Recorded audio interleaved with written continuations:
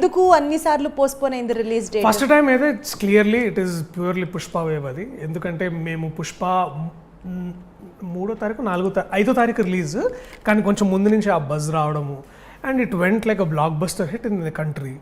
And ఆ టైంలో మాది 28th రిలీజ్ ఉంది, వచ్చినా కూడా పెద్ద ఇది ఉండదు అనుకున్నాం. January we can't come. ఇక జనవరి టైంలో సార్ ఏమన్నారంటే, sir good comedies are always best వేసవికాలం హాలిడే టైంలో. ఎందుకు అంటే ఇట్స్ అ క్లీన్ కామెడీ, చిన్నపిల్లలు పెద్దవాళ్ళు అందరు కలిసి చూడొచ్చు.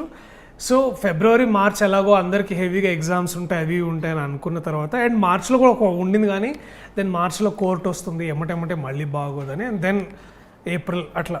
So all of this calculations were made. And also ఇవన్నీ ఏంటంటే ఇండస్ట్రీలో ఉన్న డిస్ట్రిబ్యూటర్స్, ఎగ్జిబిటర్స్, ప్రొడ్యూసర్స్ కూడా ఈ నిర్ణయానికి హెల్ప్ చేశారు కృష్ణప్రసాద్ గారికి. సో అట్లా we arrive to this particular date. అంటే it's collective decision, not that because ఏదో ఒక ప్రాబ్లం వచ్చి పోస్ట్పోన్ చేసింది కాదు.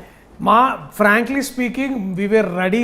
ఇప్పుడు December 20th రిలీజ్ చేయాలంటే మేము డిసెంబర్లోనే సినిమాతో రెడీగా ఉంటాం కదా, డిసెంబర్లోనే రెడీగా ఉన్నాం మేము సినిమాతోటి.